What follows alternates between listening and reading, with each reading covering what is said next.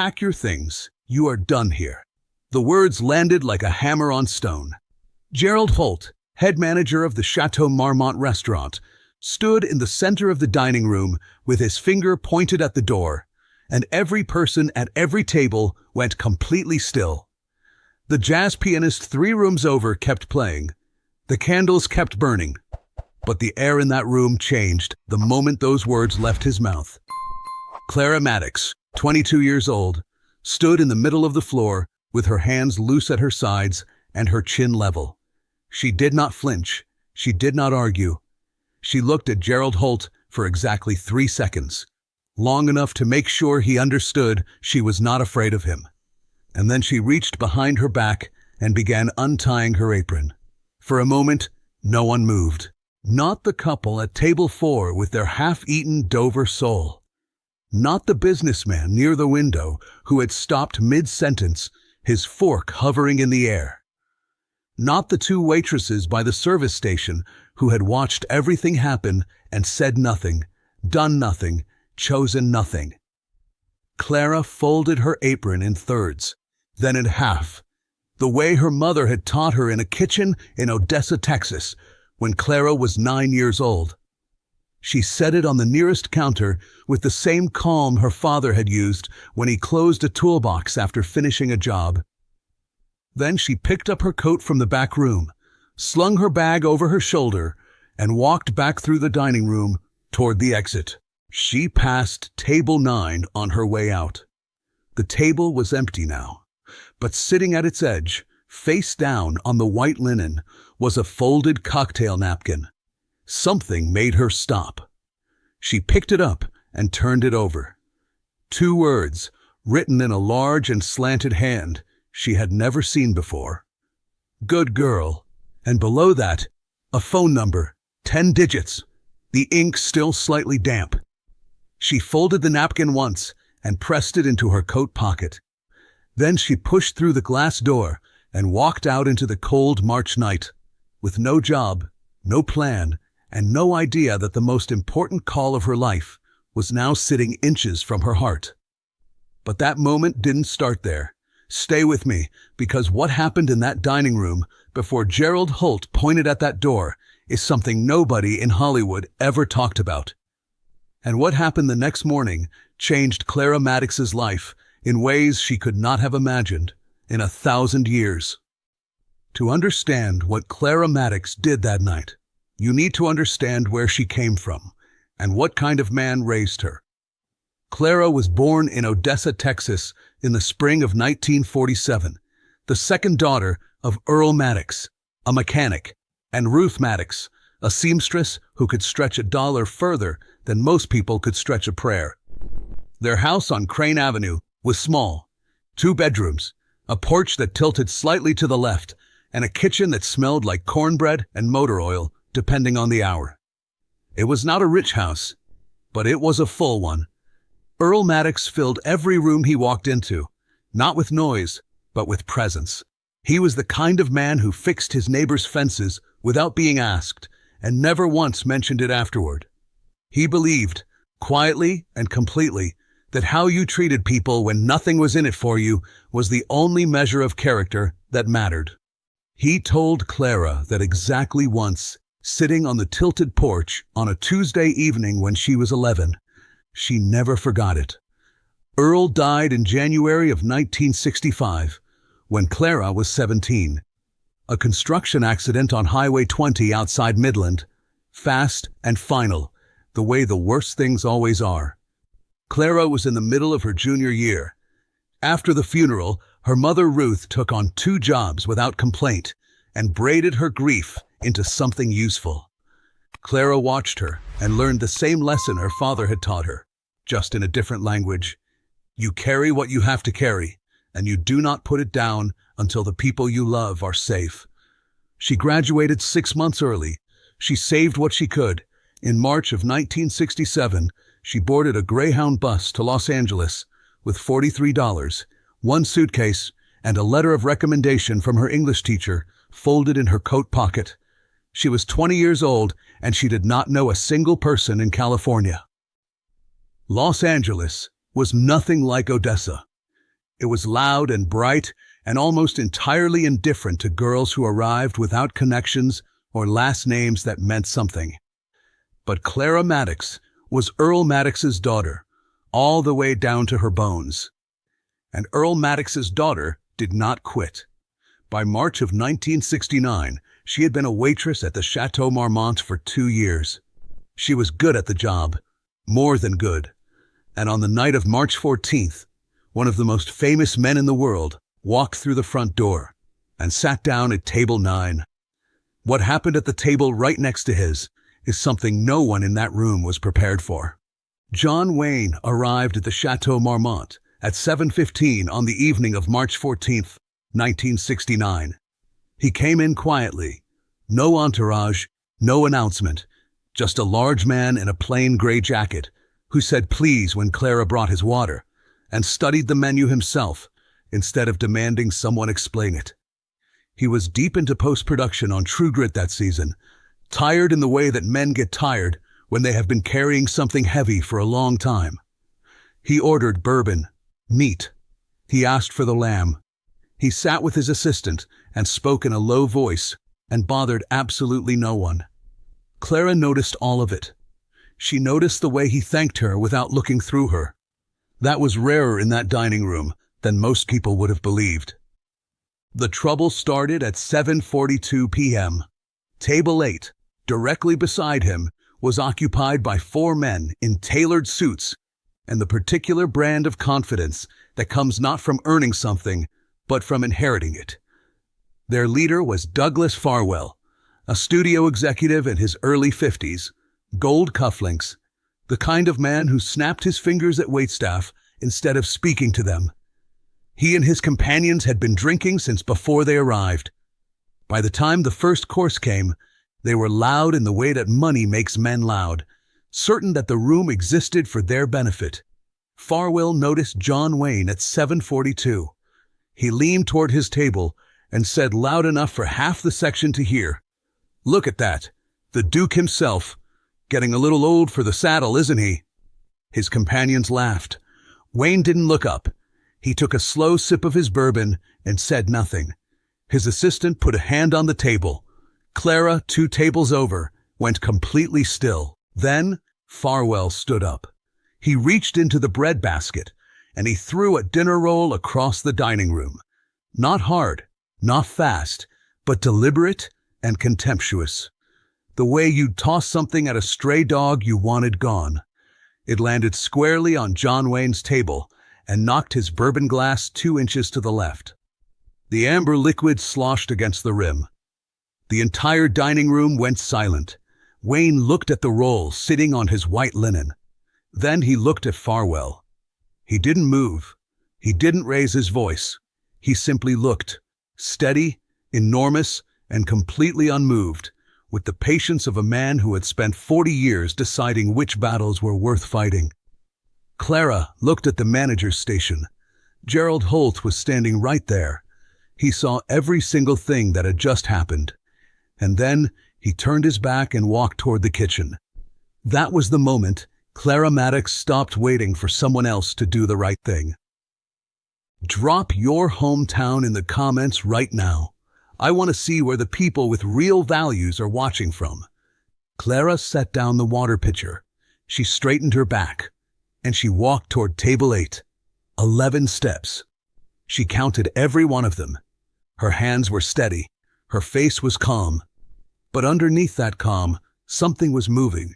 Not anger exactly, but the thing that lives beneath anger when you have been raised right. The thing her father called clarity. The moment when you stop asking yourself what you should do, and you already know. She stopped at the edge of Douglas Farwell's table. He was still grinning at his companions, riding the wave of their laughter. He didn't notice her immediately. When he did, he looked at her the way men like him look at furniture, briefly, without interest, already past it. "Sir," Clara said. Her voice was quiet and completely level. "I need to ask you to stop." The laughter died. Farwell tilted his head. "I beg your pardon?" "You're disturbing another guest's dinner," Clara said. "Please stop." One of Farwell's companions set down his fork. Another looked away toward the window, suddenly very interested in the street outside. Farwell himself leaned back slowly in his chair, the way a man leans back when he wants you to understand how little you concern him. "Do you know who I am?" he said. "I know you're a guest in this restaurant," Clara said. "Same as the man at table 9, and he deserves to eat his dinner in peace." Farwell's jaw tightened. He picked up his scotch glass, still half full, and without a word, without breaking eye contact, tipped it sideways onto the tablecloth. The scotch ran in a slow river to the edge and dripped, one drop at a time, onto Clara's shoes. Cold, sharp-smelling, deliberate. Clara did not look down. She did not move. She kept her eyes exactly where they were and spoke in the same quiet, even voice her father had used the one time a man in Odessa had tried to cheat him on a parts order. The voice that meant the conversation was already over, even if the other person hadn't realized it yet. "I won't be doing that." The room stopped breathing. Then came the sound of a chair moving, not from table 8, from table 9. John Wayne stood up, all 6 feet and 200 pounds of him, and took 3 slow steps across the dining room. He didn't speak. He didn't need to. He simply stopped just behind Clara's left shoulder and stood there, present and immovable, like a wall that had always been there and always would be. Farwell looked up at him. Something shifted in his face. Not shame. Men like Farwell didn't do shame. But something that looked briefly like the first moment of doubt he had felt all evening. Gerald Holt appeared from nowhere. He stepped between the tables with a practiced smile already assembled, and spent the next 30 seconds apologizing to Douglas Farwell in the smooth, professional language of a man who had made a career out of apologizing to the wrong people. Then he turned to Clara. He gripped her arm just above the elbow, firm, efficient, the grip of someone who had done this before, and walked her to the service corridor without another word. The door swung shut behind them. The dining room sounds disappeared. "You're finished," Holt said. His voice was flat and cold as a closed window. "Pack your things and go." Clara said, "He poured his drink on my shoes." Holt said, "Douglas Farwell's company bills $30,000 through this hotel every year. You are a waitress. You have been a waitress for 2 years, and you will be replaced by morning." Clara looked at him for a long moment. Then she reached behind her back, untied her apron, and folded it in thirds, then in half. She set it on the shelf beside the coats. She picked up her bag. She walked back through the dining room without looking at table 8, without looking at Gerald Holt, without looking at anyone. She passed table 9 on her way to the door.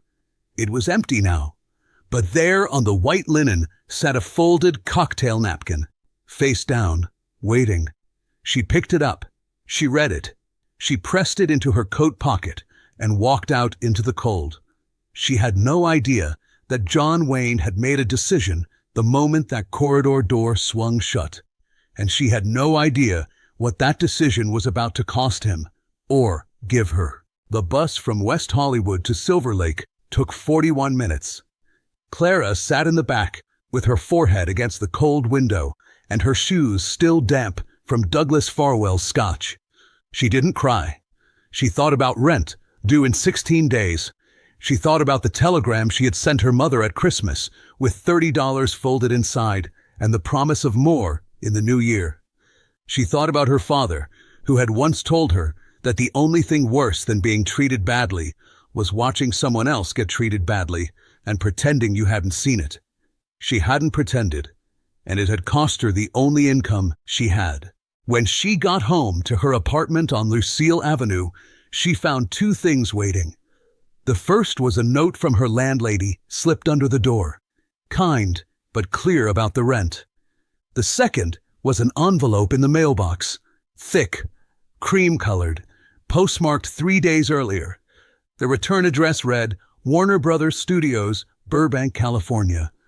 3 months ago, on the quiet advice of an actress she'd met at a lunch counter on Cahuenga, Clara had mailed in an application for a production assistant trainee program the studio ran twice a year for people without industry connections. She had told no one. She had not allowed herself to hope. She sat at her kitchen table with the envelope in front of her and the napkin beside it. Good girl, and a phone number. And she could not make herself open either one. She was too tired, too hollowed out. She fell asleep at the table with her coat still on and her head on her folded arms, the envelope sitting unopened, 6 inches from her hand. She woke at 6:12 in the morning to the telephone ringing. Unknown number. She almost didn't answer. She picked it up on the 4th ring. The voice on the other end was slow, deep, and completely unmistakable. Miss Maddox, this is John Wayne. I think it's time somebody did something about last night. If this story is hitting home, hit that like button right now. It keeps stories like this one alive. John Wayne had been awake since 5 in the morning. He had made 2 phone calls before 6. The first was to the owner of the Chateau Marmont. Not Gerald Holt, but the owner himself. That conversation lasted 11 minutes. Whatever was said in those 11 minutes, Gerald Holt was gone from his position by the end of the following week. The second call was to Clara. He told her plainly what he had seen. He said he had sat in rooms with producers, directors, and studio heads his entire career. And when things turned uncomfortable, men with far more power than a 22-year-old waitress found reasons to look at their shoes. He said she had done something that most people in that industry would never do, not because they didn't know it was right, but because knowing and doing are 2 completely different things. Then he told her he had left a message that morning for a woman named Dorothy Yost, a producer at Warner Brothers he had known for 15 years. Not a favor, a fact. I told her I met someone she needs to know. Clara held the phone and said nothing for a long moment. Then she said, Mr. Wayne, I didn't do it for you. I did it because my father would have done it. There was silence on the line, long enough that she thought the call had dropped. Then his voice came back, quieter than before. I know, he said. That's exactly why I called. After she hung up, she looked at the Warner Brothers envelope still sitting on the table. She picked it up. She opened it. She read the first line, and then she sat down slowly on the kitchen floor, back against the cabinet, and put her face in her hands. It was not a rejection letter. The Warner Brothers letter offered Clara Maddox a fully paid position in the studio's production assistant trainee program, starting April 7th, 1969. Housing stipend included, transport covered, no industry connections required. But it was the second paragraph that put her on the kitchen floor. The letter stated that her placement had been nominated 3 months earlier by the actress she had met at a lunch counter on Cahuenga, a woman Clara had spoken to for 20 minutes over coffee and never seen again. That woman had watched Clara work, watched the way she treated people, and quietly submitted her name without ever mentioning it. Someone had seen her before any of this happened. Someone had believed in her when she had no idea anyone was watching. Clara Maddox went on to work in Hollywood production for 31 years. She started as a trainee at Warner Brothers in the spring of 1969 and never looked back. She never spoke publicly about the night at the Chateau Marmont. She never used John Wayne's name to open a door or win a room.